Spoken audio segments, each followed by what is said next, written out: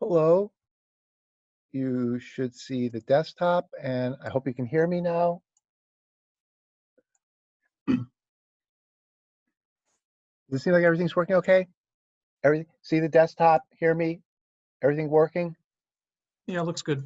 Okay, great, thank you. Okay, all right. So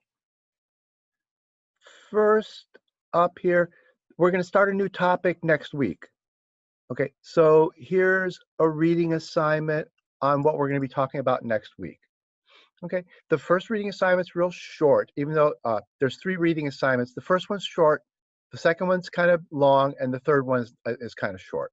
So the first one is very, very short. Just want you to read sections 9.1 to 9.4, and each section is almost like a little paragraph. So it's just, uh, it's only up to here. So it's only like 2 pages long. So the first reading is only all of about 2 pages. Okay. So, and then the next reading is a longer one. It's actually got quite a bit in it. So this reading is longer. This reading is several pages. Okay. And then there's another reading, a third one that kind of summarizes what's in those two. Okay. And it's a medium long. So this one's very short, kind of long, and medium. Okay. So that's what we'll be talking about next week. Okay. And this is the one that has the problems in it. So when you do this one, uh, make sure this reading site has all these nice problems where you're asked to work on the code. So I think those are very good. That's what I like about this book is it gives you a chance to try things as you're reading about them. So make sure you try these problems as you're going through reading about this one. The other book doesn't really have too much of that kind of interactive stuff in it, but this book has much more interactive stuff in it. That's really good. Okay, so that's the topic for next week. That's what we'll be talking about, what classes and objects. Whole new topic to start up. And then today, and maybe on actually next week is going to be abbreviated week because next week's Thanksgiving, so we only meet on Tuesday. And so we actually today we're going to talk more about arrays, and we'll probably not finish the arrays today, so we'll probably still be talking about arrays a little bit on Tuesday. So we may start this stuff on Tuesday, and we may not start it till after Thanksgiving. Okay. But today we want to do more about arrays, and it'll probably extend a little bit into Tuesday also to finish arrays. One thing we want to talk about that's not in these 2 books is the interaction between arrays and methods. So we're going to do an example, probably start it today, and that's probably what will take us until Tuesday, is how arrays and methods interact in interesting ways. Okay, so now the example I want to do today, I have on my desktop. I haven't put them up on the website yet. I'll put them up on the website after class. I forgot to put them up there before class. So I want to do, I think we started this one. I can't remember if we started it last week of searching an array. So let's do this example of searching an array. I'm going to open it in Dr. Java first.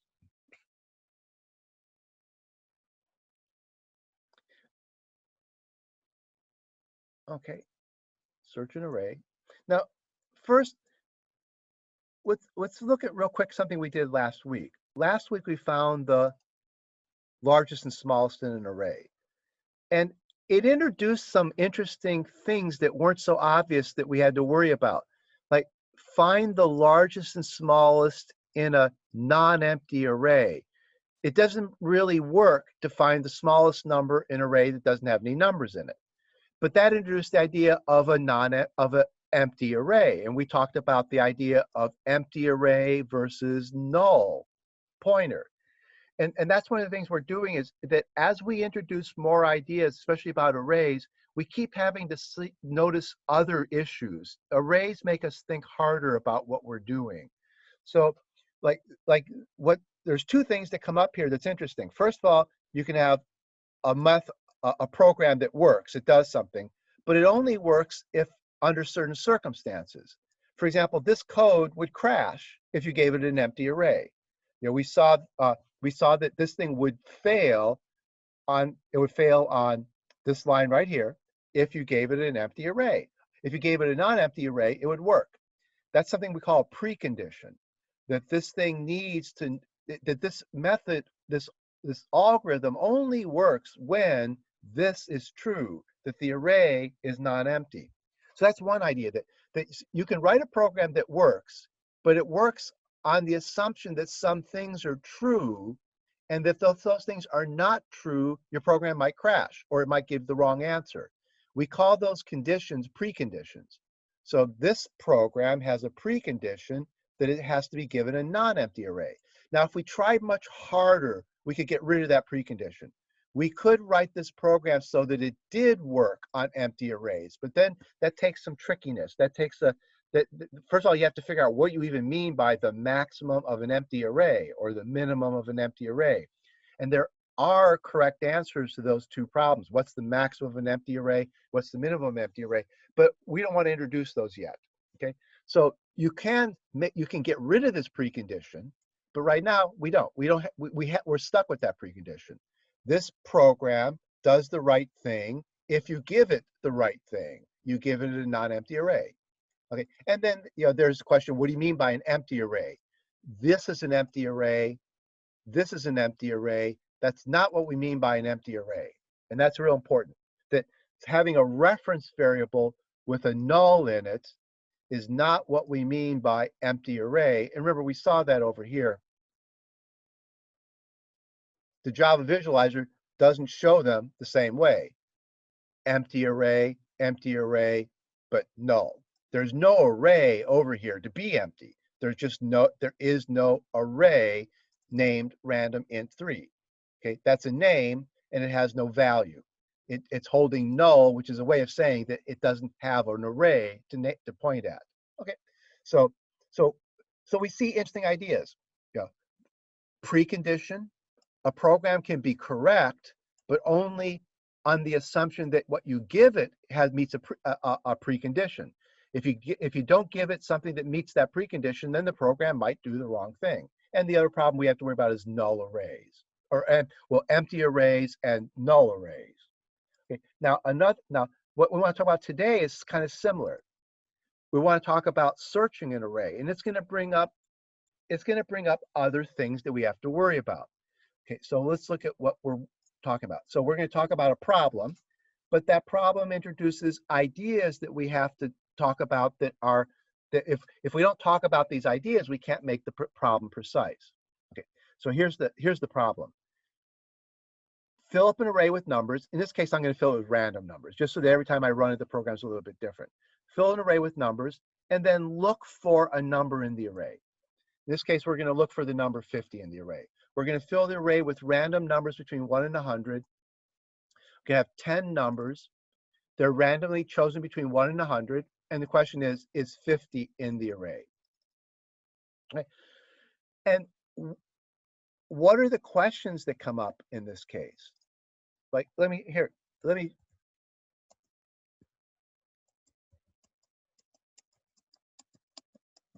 think about a couple of arrays.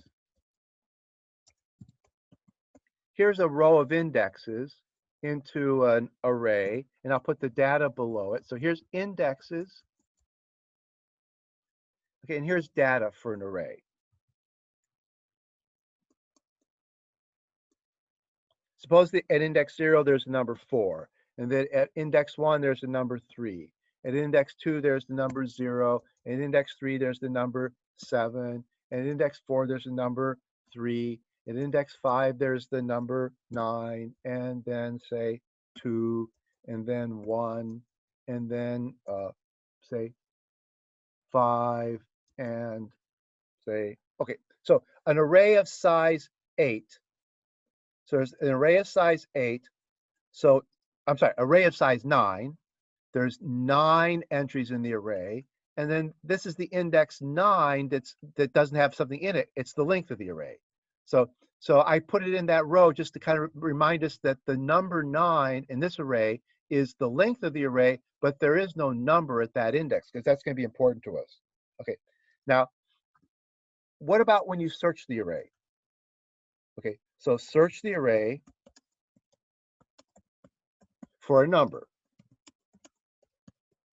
Okay, now there's a couple problems you can have. Whoops.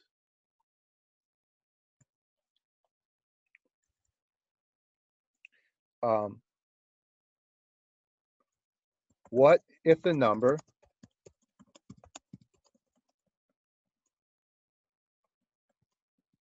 what if the number's in the array several times? What do you return? What answer do you give?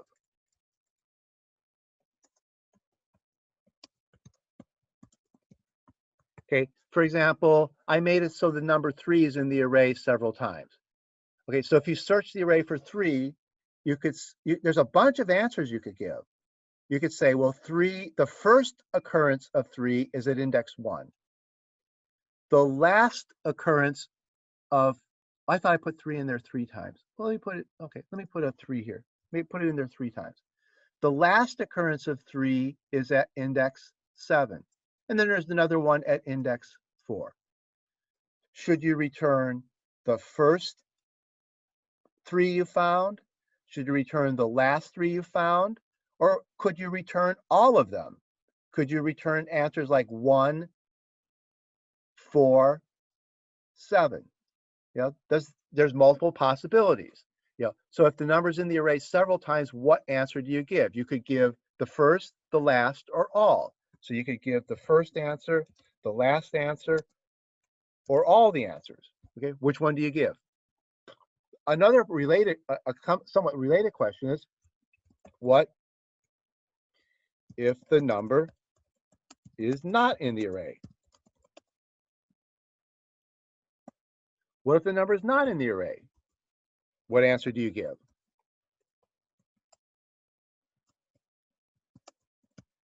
Okay.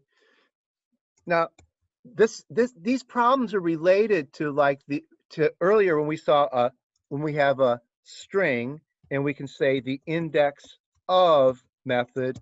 For example, you can ask for what's the index of x in some string.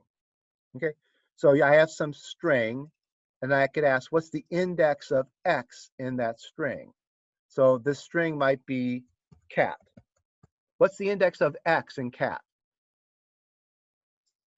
Do you remember? What's the index of x in cat? -1. -1, which was saying it's not there. Okay, that was the way of saying that it's not in the array.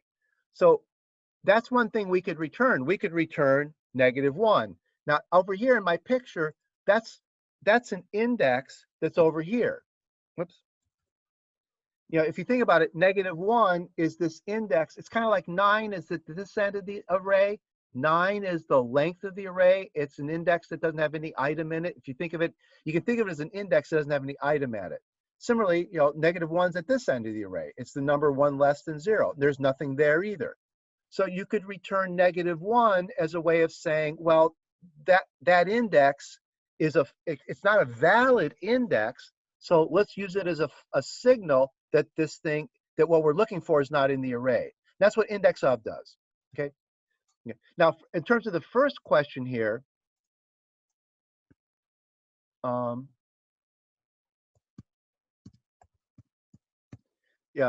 when you do this, what's the index of S?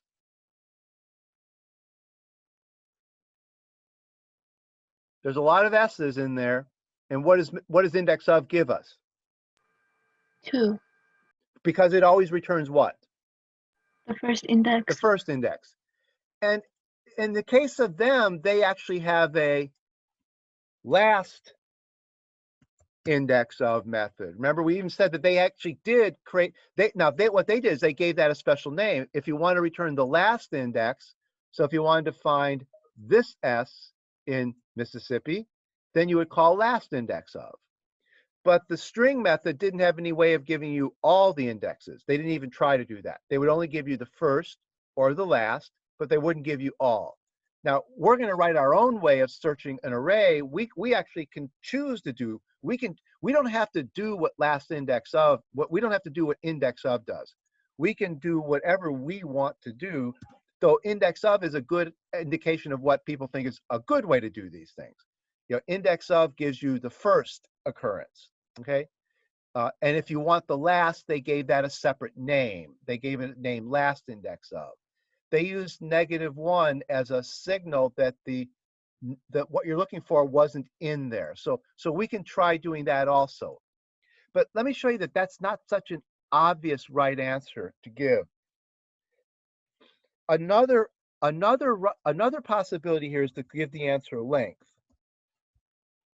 Yeah, if you couldn't find the number, instead of answering -1, you could return this number here, because just like see -1's at this end, there's no entry at index -1. There's no entry at index 9 either. That's an invalid index. So you could give the answer length. You could use length as a way of saying you couldn't find a number. And there's actually, Java doesn't do that, but Python does.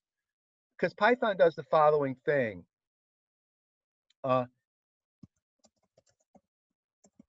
If an array A has length 9, in the Python language, you have this kind of quirky thing here. Here's the array A. That's not a mistake. You're allowed to ask for A of -1. And what A of -1 is, it's the last entry in the array. The negative numbers count from the right end of the array. So in this picture, that would be like putting -1 right there. The index -1 is just another name for the index 8. So you think of it as like a video game. When you step to the left from this end of the array, you wrap around to this end of the array. So if you think of it as you're going this way, when you go from 0 to -1, that wraps you around over to here. So -1 is not an invalid index. And actually they go a little bit further with this. A of -2 is the same as A of 7. You know, -1, -2, -3, -4, -5, -6, -7, -8, -9. They let you index the array from right to left using negative numbers. So in Python, you use the length.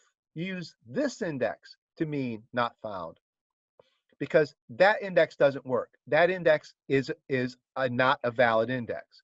So in Java, neither that one nor that one are valid indexes. So we tend to use this one as the marker for not found. But in Python, that's a valid index. So if you want to really say that you didn't find it, you could return that answer, because that really is an invalid index. So either one of these is reasonable answers. You could return the -1 index or the length index as a way of saying not found. And Java people use it both ways. Most of the time, Java will return -1. People in Java use the -1 index to mean not found. But occasionally people could use the length one too.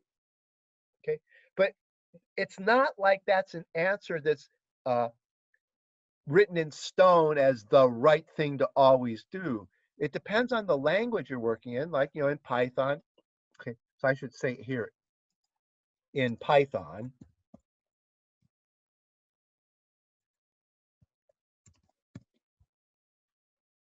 yeah. So from the point of view of Python,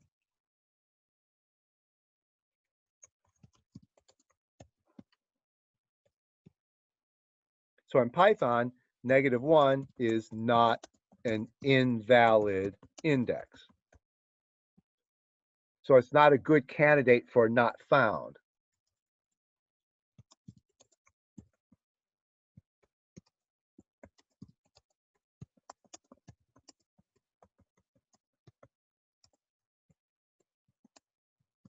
Okay, so in Python, you might not want to use -1 to mean not found. Okay, so these are the kind of extra issues. Before we even look at the code, see how many things we want to talk about, think about. We want to settle these kinds of things here. We have to think about what do we have when we design our code. We have to answer that question. What are we going to do if the number's in there multiple times? We have to answer that question. What are we going to do if the number's not even in the array? we have to make these kinds of decisions ahead of time. Java doesn't make them for us. You know, we decide what to answer when the number's not in the array. You know, Java says -1's not a valid index. For example, we could return -17 if we wanted to. -17 is not a valid index either. So we could return -17 as the answer when the number is not found. Somebody might ask you, why in the world did you return -17? And you might just say, I like that number. But yeah, and it's not a valid number, so I thought that was a good representation of not found, but it'd be kind of quirky. You know, using -17 would be kind of quirky. Why not just use -1? That's the first number you can't. Yeah, and even in Python, you don't have to use this number. You know, you could use some other negative number that would be. You'd have to use a negative number that's larger than the length, because in Python, -1, -2, -3, -4, -5, -6, -7, -8, -9 are all valid indexes. So you'd have to use a negative number that's larger than the length. So you might as well just use the length. Okay. So the languages don't tell you what to return as the not found thing, but they give you some guidance in the way the languages work. You know, the way the language work kind of hints at what you might want to do.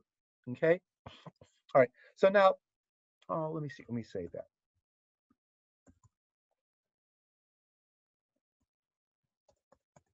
Okay. All right. So now, what does our code do? In this program I wrote, I actually search the array 4 different ways. Okay. Here's one way. Here's another way. Here's another way. Here's another way. And each one I tell you like what I'm doing to answer those questions. Okay. So in this one, I'm going to search the whole array. See what I mean by that in a minute. I'm going to report the index of the last n that was found, and I'll use -1 to indicate not found. Okay. Now here's another one. I'm going to search the array. I'm going to stop the search as soon as I find a number. So that's different than this one. This one's going to search the whole array, and that's because it's returning the last index, so it has to search the whole array. Here, what I'm going to do is, as soon as I find a number, I'll just stop the search. We'll see how to do that. So I won't search the whole array. I'll stop the search. I'll report the first index that's found and use -1 to indicate not found. Now over here, I'm going to do something similar. I'm going to stop the search when n is found and report the index of the first n, but I'm going to use length to indicate not found. And I'll show you why. There's an advantage to using length. There's a slight advantage sometimes to using this as the signal of not found instead of this. Okay, so in version 3, I'm going to use length as the thing that says not found. And then here's another search. Okay, and it's going to be similar. It's going to do the same thing that 3 does, but use different code. It's going to stop the search when n is found. It's going to report the index of the first n that was found, and it's going to use length to report the condition of not found.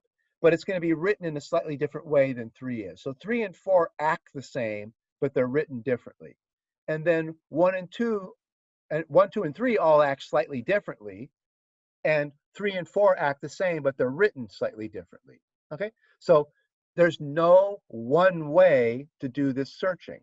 So, and there's actually more than these 4 ways. I mean, here's 4 ways. I could probably write it 4 more ways, but this is a good enough way to see that what's going on. So let's look at the code of how it actually does it. Like, here's one way to search the array. I create a variable. This is like a lot like finding max and min. Remember how when we found the max and min, we would make a guess at what the max and min were? If you go look at that was from a couple days ago. Well, actually, yeah,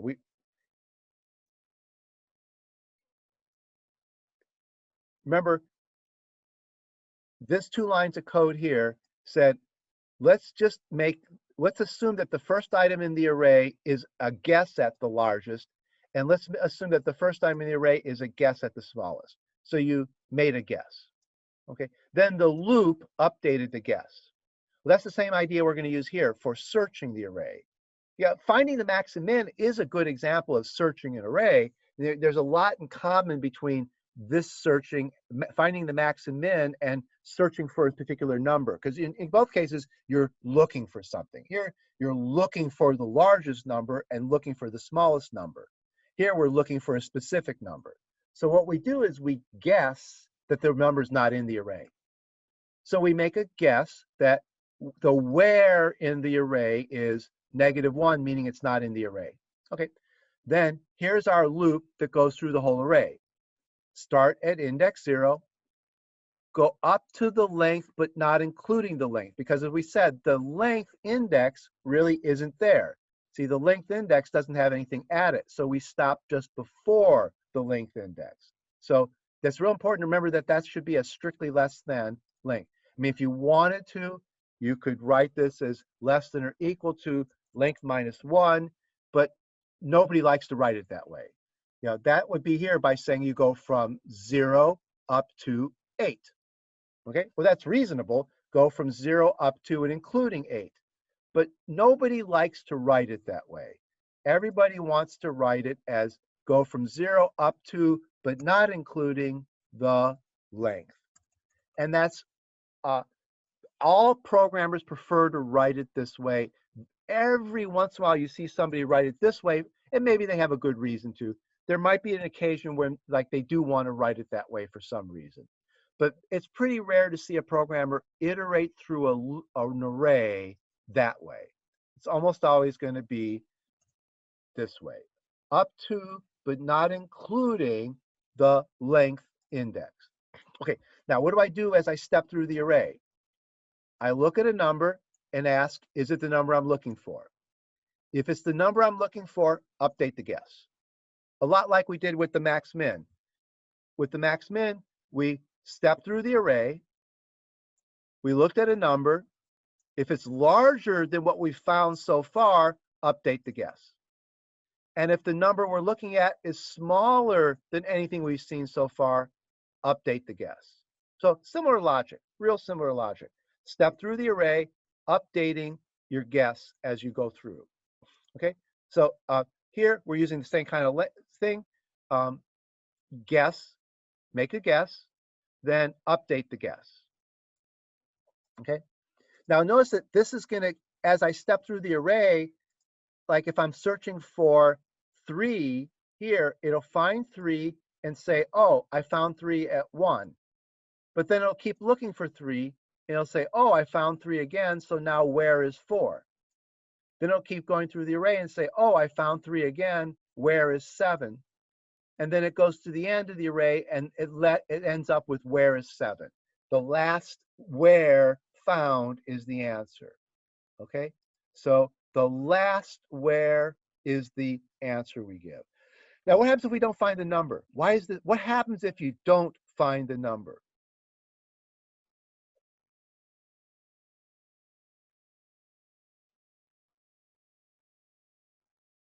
What answer are we going to give when we don't find the number?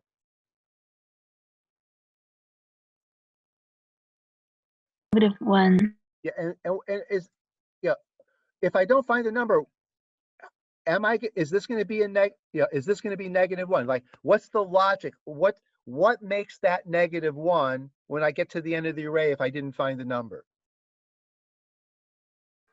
The condition fails in the if statement. So this always fails. So you never do what? You never change its value. You never change where. So where holds its initial guess, which was -1. See, it's important for us to initialize where that way. If I initialized where this way, I'd get a wrong answer at the end. Because in a sense, I'm guessing here that the number I'm looking for is at 0. I'm guessing that it's at 0. If I never find it, I'll still answer 0 here. That would be a bug. You know, that would be a mistake. So it's important that I initialize this to being -1, because I'm never going to update it if I never find the number I'm looking for. I never change where. So at the end, I want it to be -1. Okay. All right. So this one goes through the whole array. and it updates this guess every time it finds the index, every time it finds the number it's looking for. So it updates this with the index every time it finds that number, and then it holds -1 at the end if it never found the number. Okay, so that's one strategy. Okay, all right. Now that strategy found the last, that one returned last. Okay, let's write one that returns first. The first entry found. Now the thing about the first is, if you, as soon as you find the number, you'd like to quit this searching. So for example, if I'm looking for 3 here, I find 3 at index, I'm sorry, I find 3 at index 1. Now if I'm going to report the first index, I might as well just stop the loop and just stop going through the rest of the indices. So what I'd like to do is have a way to tell Java that when it finds the number, just go ahead and stop the loop. And there's a way to do that in Java. There's this command called break. Okay, break is a command in Java that says halt a loop. The break command has no meaning if it's not inside of a loop. Okay, so break is kind of funny. If you put a break in your program in an arbitrary place, it probably doesn't mean anything. If it's in the middle of a loop, it means stop the loop. So from this line of code, you jump to that line of code. So break means jump to the first line of code after the loop. Okay? Break is not, break is a problematic thing in Java. Many companies don't let you use break in your code. I'll show you in a minute why that is. But break can make code really hard to read. Okay, so break is not something you should use. You should only use it when you really think you need to use it. And I'll show you in a minute. You don't even need to use it here. It is possible not to have to use the break here. Okay, so but break actually, it works real well when you want to use it. It seems like a great idea. Yeah, especially to beginning programmers, break looks like a great idea. You're in a loop, you found what you want, break the loop. No need to keep looping if you found what you wanted. So it seems like a great idea. But then when you start, after you've been writing programs for a long time and you've read lots of complicated code, you realize that people can use break in ways that make it really hard for you to understand their code. Break is real easy to abuse and to make bad uses of.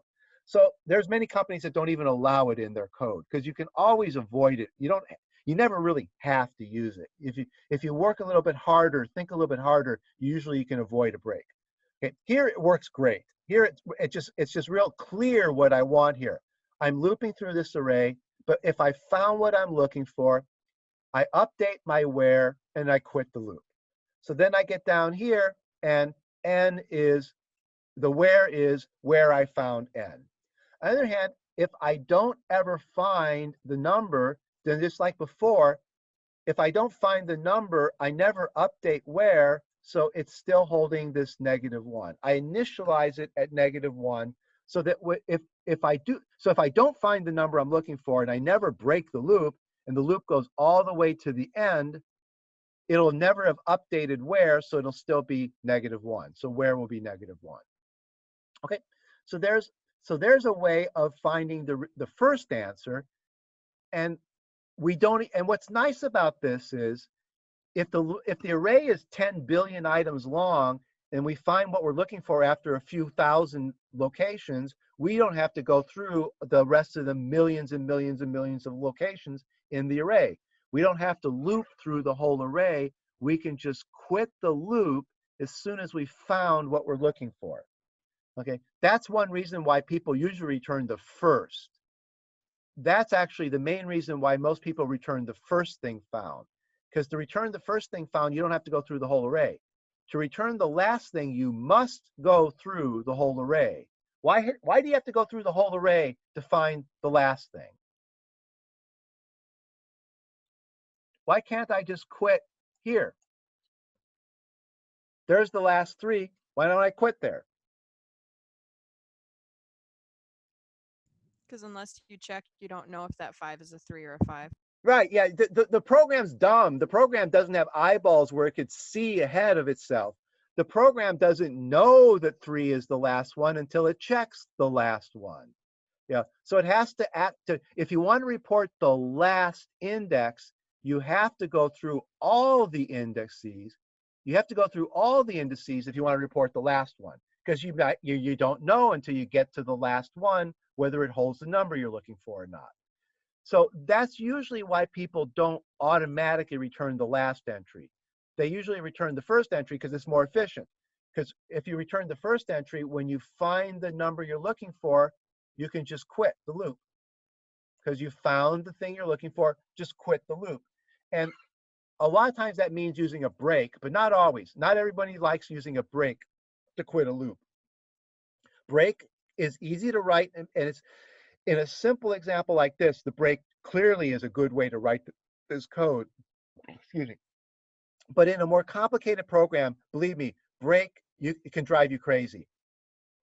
If you're reading complicated programs and it's got a bunch of break commands in it, you can have a very hard time figuring out what's going on. So that's why I say companies quite often don't let people use a break in their code.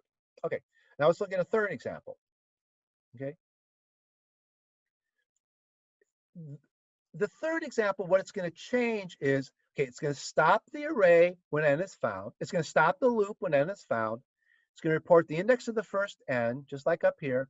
And it's going to use it's going to use length to return the error, not -1. Okay, it's going to return length when it doesn't find what it's looking for. Okay, now here's how this logic's going to work. What I'm going to do, if you notice here, see how where is just another name for I? I mean, I is really the thing that tells you where you are. So in a sense, this variable is redundant. I mean, it's holding the answer, but in a way, it's kind of redundant, because where are you when you found the number? You're at I. So what I'm going to do is I'm going to get rid of where. I'm going to save a variable. And I'm going to use I as my answer. Now, that means I have to pull I out of this for loop. I have to put I above the for loop so that I can use it below the for loop. Remember here, this is what the scoping rule we've mentioned before. This I goes away when you get to that line there. It disappears.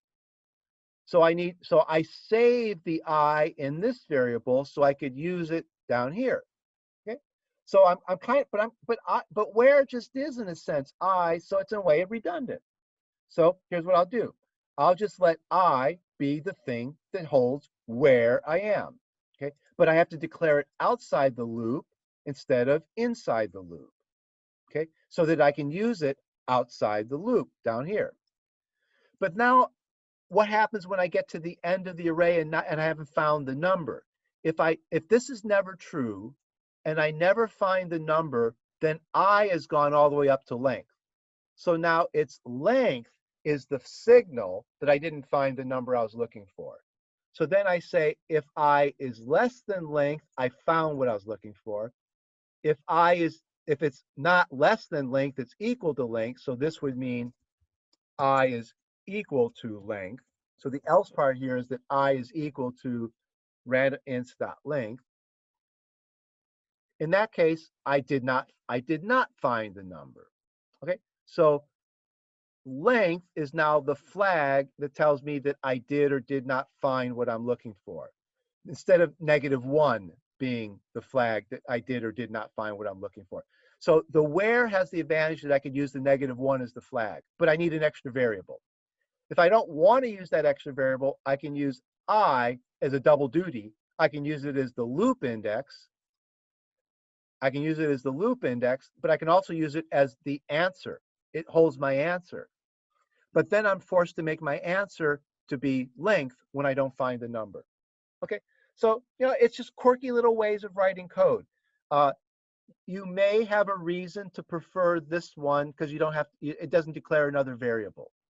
Not that declaring a variable is all that bad. This is really probably the better code here. Even though it uses kind of what looks like a redundant variable, it's kind of nice to report -1 as the error. And it's also a little bit easier to read. where holds where the answer is. This one's a little bit funnier to read. You have to write your for loop a different way. You have to write your for loop with its loop variable outside the for loop. And then you have to realize that you're using the length index as the index that says I couldn't find the number. So you saved a variable, but it's probably a little less readable. Okay, so I would prefer, I think this one's the better piece of code, but this is also not a bad way to write it. But now let me show you how to get rid of the break. And the way to get rid of the break is to take this guy and modify him a little bit. If I modify this guy a little bit, I can get rid of the break, but then I have to report the answer using the length, not -1. Okay, so here's a quirky one. This one's very weird, but this is actually considered kind of good programming. What I'm going to do is say, I'm going to tell you when to keep looping. Okay, remember, if you think about here,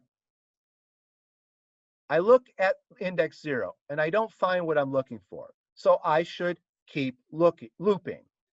I look at index 1 and I find what I'm looking for.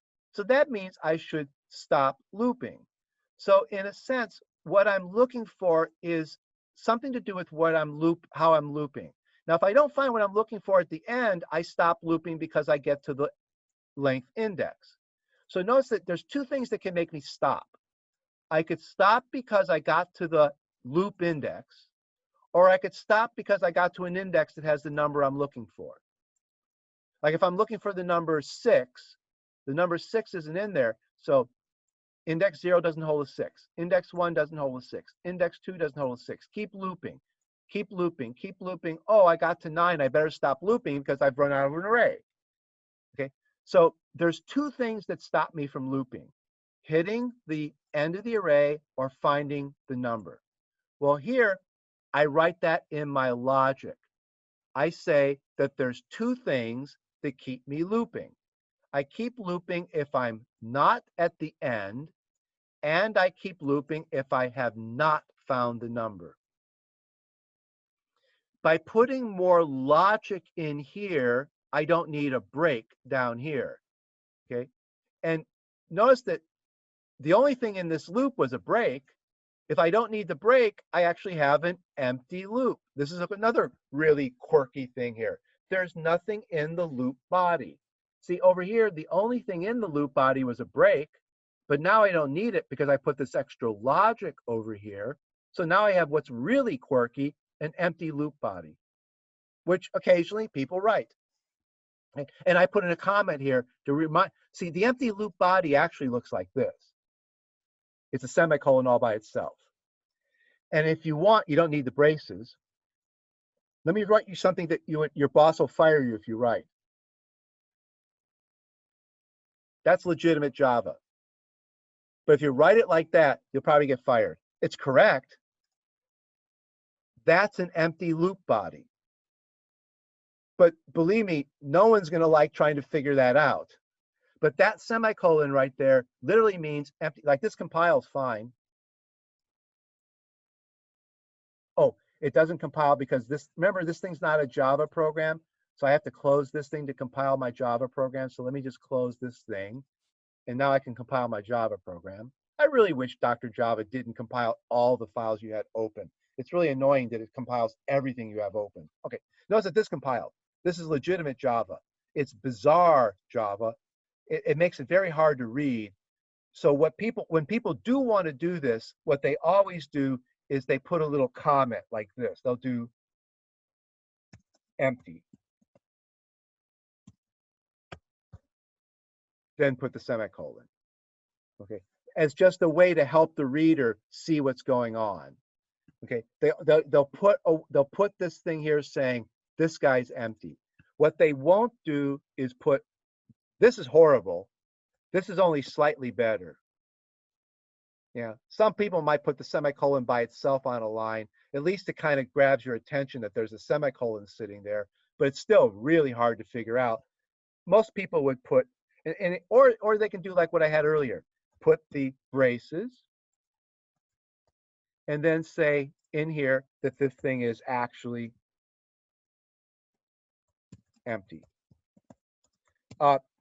Putting empty loop bodies are not that uncommon. This is actually not a bad thing to do by itself. Having an empty loop body is not that uncommon, but whenever you do it, you should make it real clear that you mean an empty loop body. Oh, and if you put a semicolon here now you have a real weird problem. Like, actually, I can put a semicolon right there. That compiles. Okay. Well, no, it didn't compile because of the else clause. No, wait.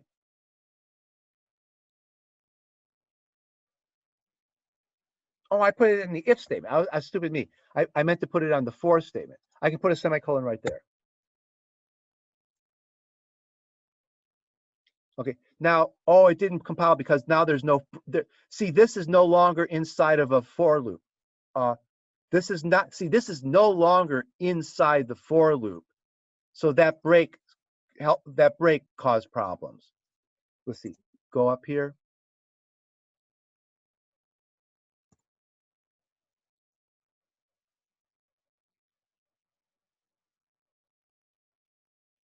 Oh, it's still okay. Java is pretty well designed. See this I? See, the for loop ends right there. The for loop ends right there. There's nothing wrong with the for loop. The for loop ends right there. Okay. But I did get a compiler error because what's wrong with him? You'll probably see this every once in a while. When you're typing and you make little slip ups, it's not hard to put an extra semicolon someplace. Like a minute ago, I thought I was putting a semicolon on a for statement, but I put it on an if statement. It's not hard to accidentally put a semicolon here. So I get like that's not an error. That's a for loop with an empty body. What's wrong with this I now? Why did I get the compiler error down here? He's not in the main method. He's not declared in the main method. Yeah, because where did this I go away? This I went away at that semicolon. So now there's no I in my program. See, there's no I. This I went away at this brace. This I went away at this semicolon. And then there's no I for him. Now, if I get rid of that semicolon, then this I belongs to that I there. Okay. This stuff can get hard it can be hard to parse this stuff, hard to understand this stuff, because there's so many tricky things. Like, you make a mistake by putting a semicolon here, but that's not what Java complains about. There's nothing wrong with that semicolon, except that now this I doesn't have this I has got a problem. Okay.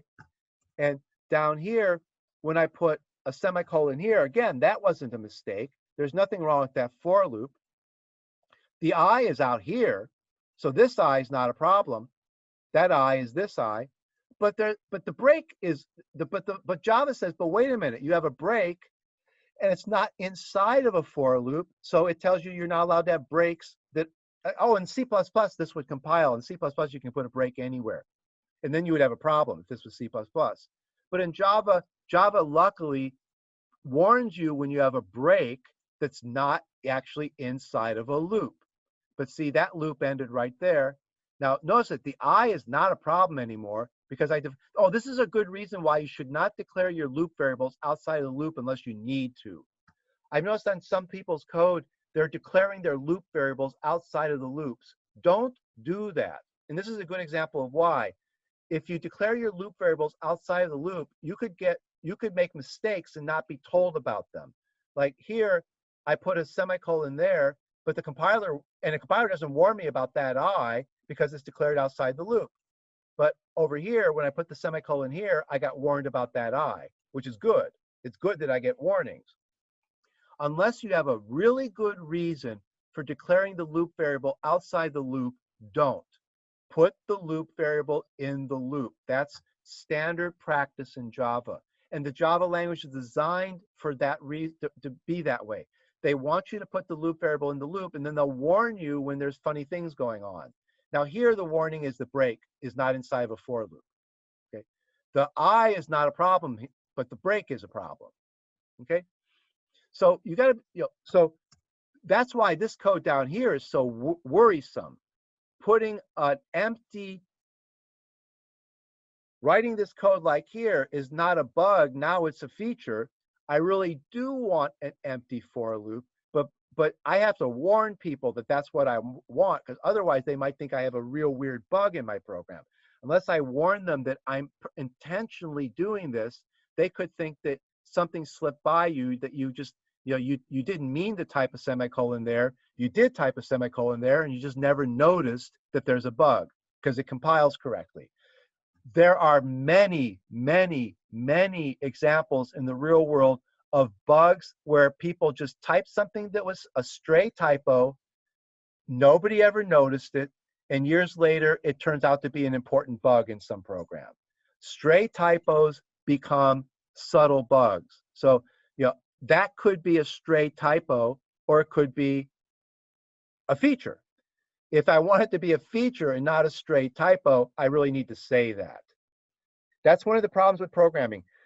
It can be hard to tell when someone's trying to be clever, like this is being very clever, or when somebody's just goofing up. There's a fine line between goofing up and being very, very, very clever. Here, I'm actually doing something interesting. I'm designing an empty for loop, but I tell you that it's an empty for loop so that you know that I'm doing, I want to make clear to you what I'm doing here. Now, again, the way the logic works is I start at the 0 location.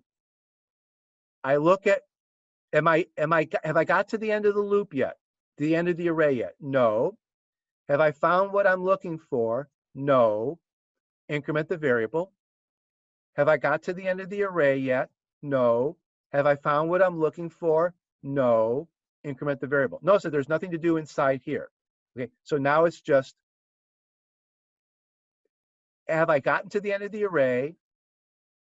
Have I found what I'm looking for? If not, go to the next slot. Have I got to the end of the array? Now, if I have found what I'm looking for, this will be false. So I'll drop out of the loop, and I will be the index of what I'm looking for. So if I do find what I'm looking for, I will hold the index of where it is. So that's just like this one. That's just like the one above here. I works the same way, but the code is a little bit trickier. The moral of this is you can almost always avoid a break by adding more logic to your for loop. And there's a trade-off here. The break is bad. This logic can be a little bit tricky to read, but as a whole, this is considered better.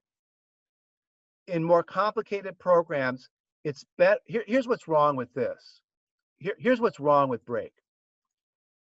If I'm analyzing this code, I get to this line of code here. What does it tell me?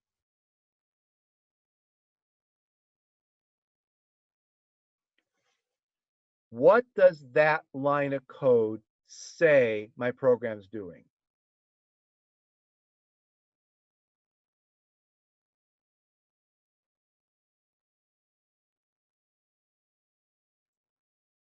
Go through the array. Yeah, go through the array from where to where? From From the beginning to the end. to the end. Okay, all right. Now, that's a lie. See, what that line of code is lying to you. Now, that's why this is not good, because you read the code and you say, okay, you're looping from beginning to end. Then you go, well, no, you're not looping from beginning to end. You got a break in here. But that break might be even in the next page. See, you've got a line of code that lies to you, and then you got a line of code down here that says, here's the lie. I'm not really going from beginning to end of the array. I may quit in the middle of the loop. That actually causes real grief in more sophisticated programs. When you have a line of code that's lying, that's not a good idea, because it becomes very hard to figure out what the programs really do. If you say, well, this line means this thing sort of, but you have to look down here to find out what that line really meant. And then you have to also look over here to find out what that line maybe meant. Yeah, I do not want to write code where to know what this line of code means, I have to look at 4 other lines of code. And if I have 4 break statements in my program, see, now when do I break? Now notice how this is tricky. This thing's a lie. I'm not really going through the whole loop because I have a break. But when do I break? Well, I have to look at this line of code. So now this line of code, this line of code, and this line of code are all together, the 3 of them doing one thing. But they could actually be on separate pages of my program. And it may be really hard for me to figure out that 3 lines of code are actually doing one thing for me. They're determining when the loop ends. This thing claims that the loop goes from beginning to end, but this says, no, that's a lie. You really may stop the loop anytime you want. And then here's when you stop the loop. It's got to do with the condition in that break. So 1, 2, 3 lines of code have to be read as a unit to figure out what's going on. And again, that unit could be spread over it could be spread over a couple pages of code. That's bad, really bad. Now, what's down here? All the logic's in one place. What does that loop do? It loops, and now the logic's more complicated, but it's all in one place. I loop as long as I haven't gotten to the end of the array and I haven't found what I'm looking for. It's nice to have that logic in one place. So many companies say, if you're using a break, it's because you're spreading your logic all over the place. Get rid of the break and put the logic in one place. Okay, so you get rid of the break and you put the logic in one place. That's better. And then your boss says, okay, that's acceptable. There's a small number of examples where doing this makes this condition so complicated that you'd rather have the break. But that's really kind of rare. But people have come up with examples of code where you can get rid of the break, but only by creating logic that's so complicated that you're better off putting the break back in.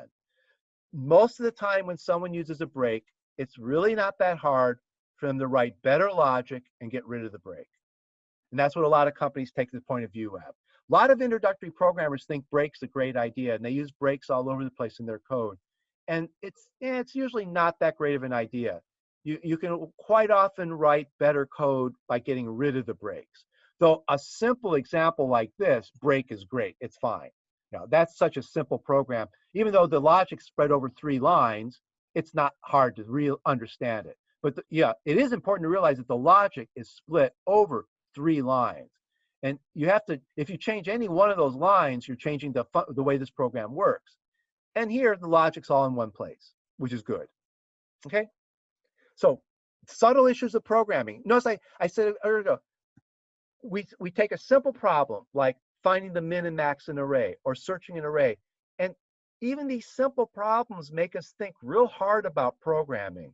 They make us think real hard about issues like, should you find the first? Should you find the last? How should you report your error? Like if you don't find what you're looking for, how should you report it? How do you stop a loop? What's the better way to stop a loop? If you found what you're looking for, there's no need to keep looping, but what's the better way to stop a loop? Good ways and bad ways to stop a loop. Not a bad way in this case because it's such a simple example, but maybe not a good thing in a more complicated example. So here's a better way to stop the loop with more logic. Okay, but then you have this quirky thing of an empty for loop body. Okay, so that's just a kind of a coincidence in this thing. But when I put all the logic in there, there wasn't anything left.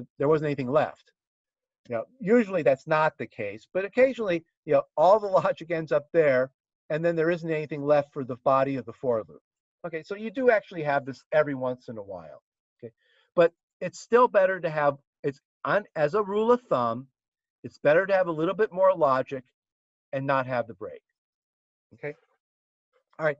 So that's what's interesting in this stuff is all these little side issues that simple problems, even simple problems make us think about side. Like if I wanted to, I could have given you just that and said, okay, that's how you search an array.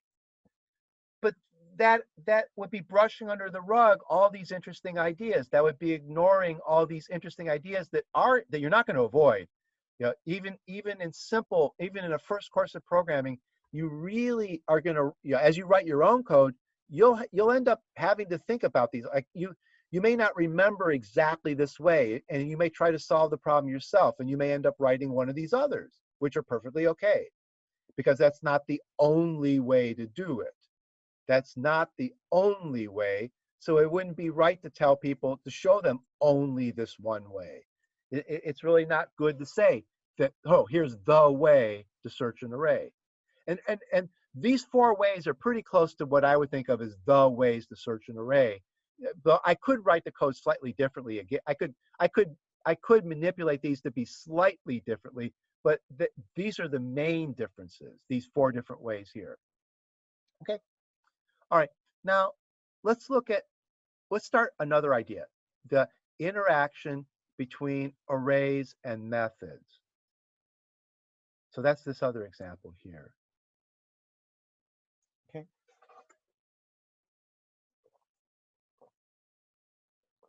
This is kind of a long example. This file holds 1, 2, 3, 4, 5, 6, 7, 8, 9 methods. So here's one of them. Here's the next one. Here's the next one. Each one's a separate method, and what we call this a library. When you put a bunch of methods in a file, you call it a library of methods.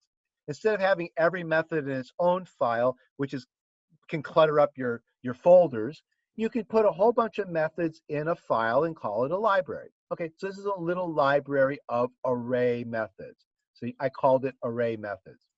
Okay, and up here I put a little table of contents to it. Okay, this column here is the name of each method.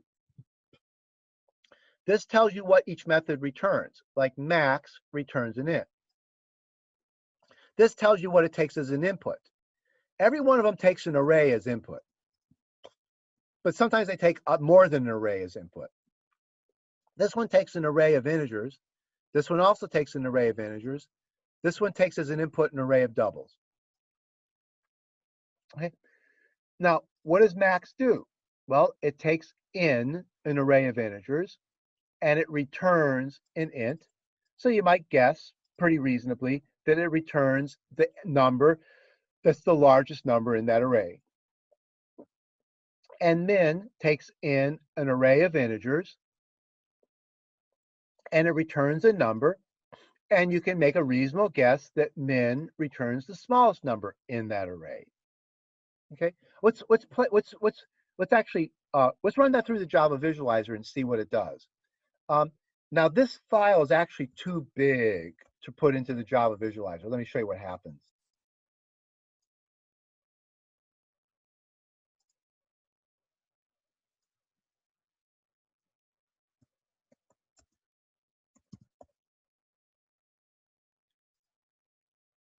This program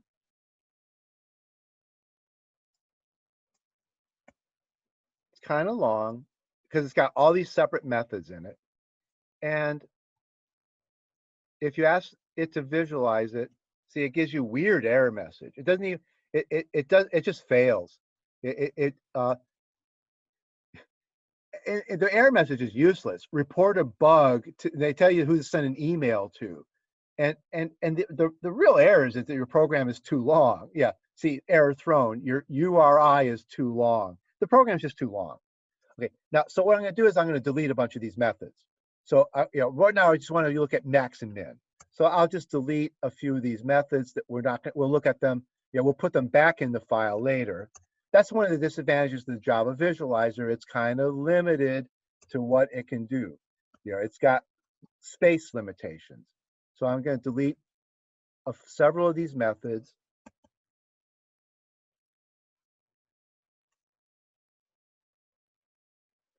You delete 4 or 5 of them, and the Java visualizer will be happy. Okay, I think I deleted enough. Okay. Now, let's see.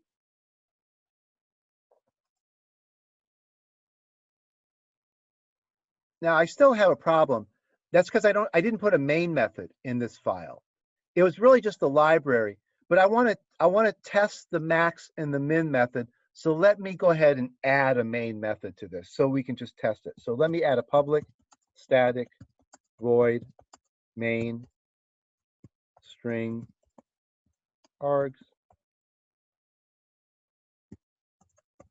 I'll go ahead and add a method.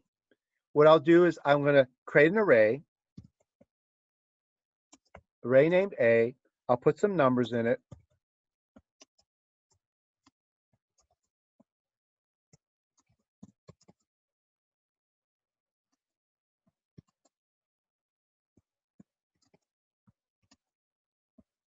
Okay, so there's some numbers in the array.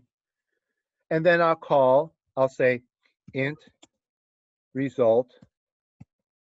Well, no, int max equal max of A. And int min equals min. Notice that I'm allowed to have a variable with the same name as a method. Java's perfectly happy with that. That method's called max and that variable is called max. And as far as Java is concerned, it knows this one's a method and it knows this one's an int, so it doesn't confuse them. Okay. Okay. Okay. So let me go ahead and run this.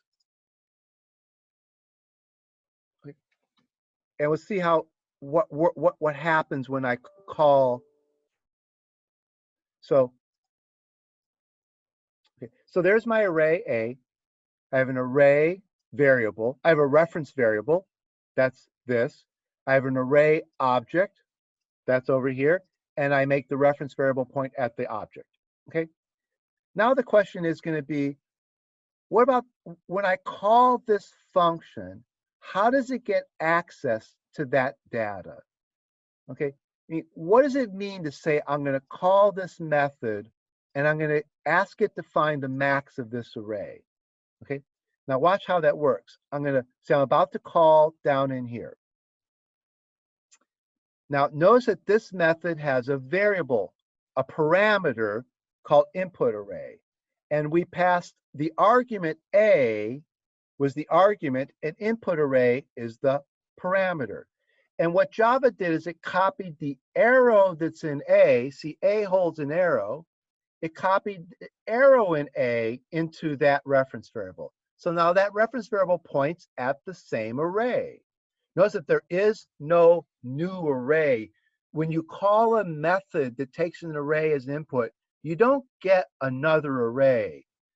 You do with primitive variables. Like if I have a primitive variable, then when you call a method, you get a copy of the primitive variable.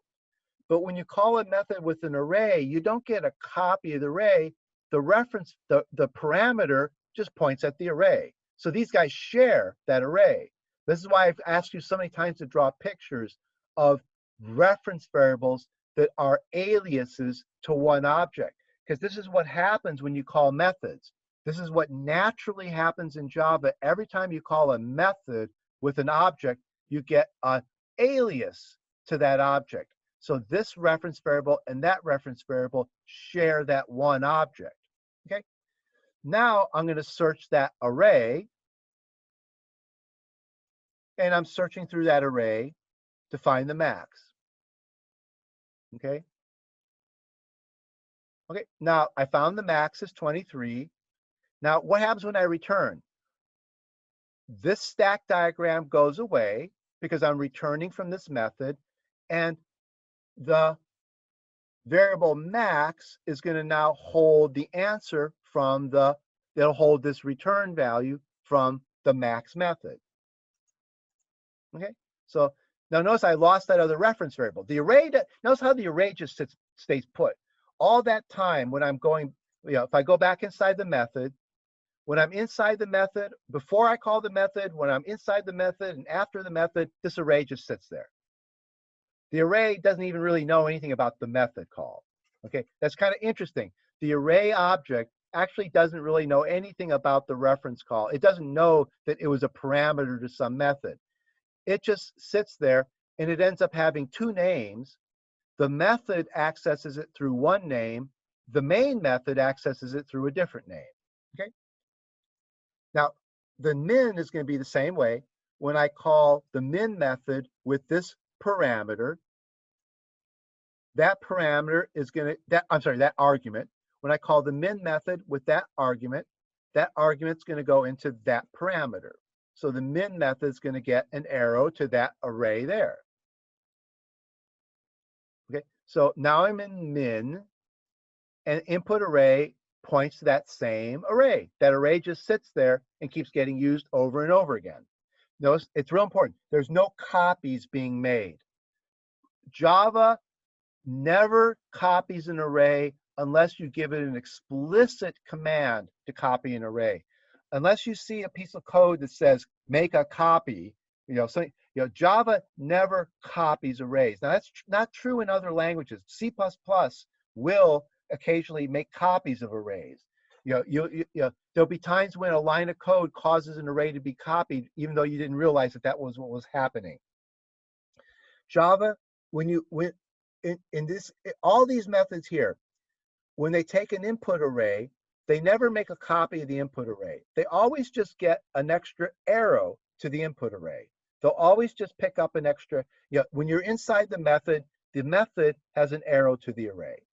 Okay, now let's go back to the code and let's look at, got a couple more minutes.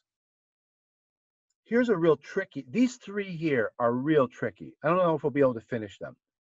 These three are real important, what's going on with the three of them. Notice that I wrote three methods, one called inc array in place, another one called inc array, another one called inc array. Okay. This one takes in an input array, this one takes in an input array, and this one takes two input arrays, but calls one of them output. And notice that this one has no output at all. This one returns an array, and this one returns an int, but it also has this thing called output array. There's some very tricky things going on in these three that are going to be things that you'll see over and over again as you write more code. These are sort of like three different ways of thinking about how to write a method. Some people like this, some people like this, some people like this one. They're three kind of paradigms, three different ways of thinking about something. Now here's what the method's doing. Inc means increment. Normally when you think of increment, you think of like the x++ operator, which just adds 1. So what this is a method that adds 1 to every number in an array. So it increments the array. It just adds 1 to everything in the array. Okay. What this one does is it actually gets an arrow to that array, and then it goes through the array and adds 1 to every number in the array right inside the array. That's what it means by in place. It goes through that array and increments every number in the array. Then there's nothing to return because the answer it's in the array. What you passed in is also holding the final answer. What the middle one's going to do is it's going to take this array and make a copy of it.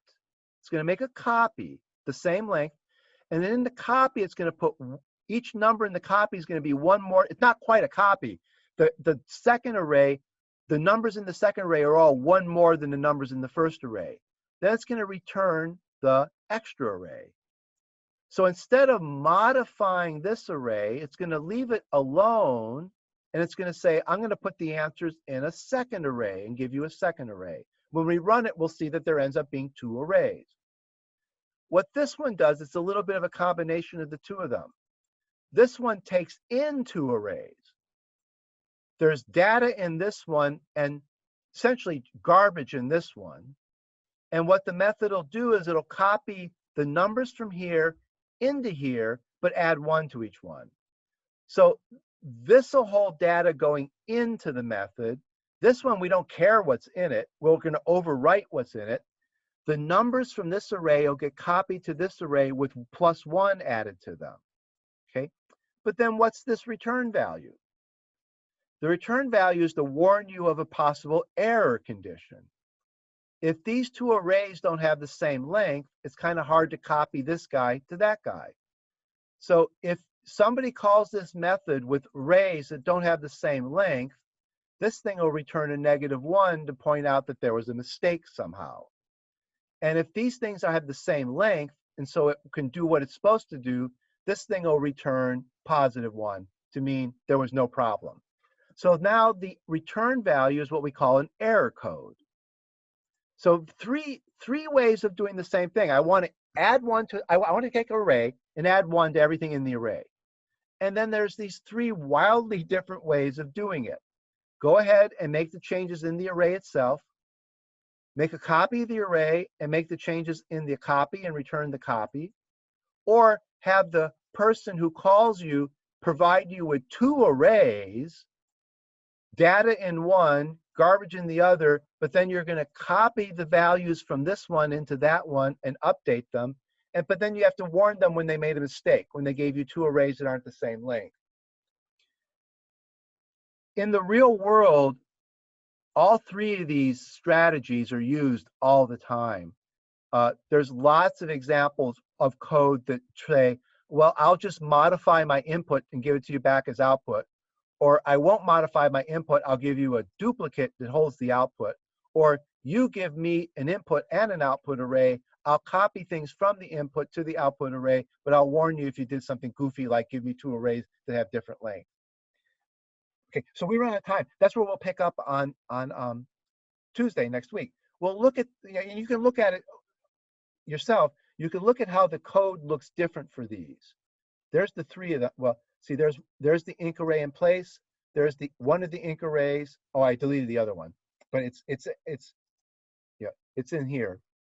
Look at how their code is slightly different, because they are really commonly used patterns.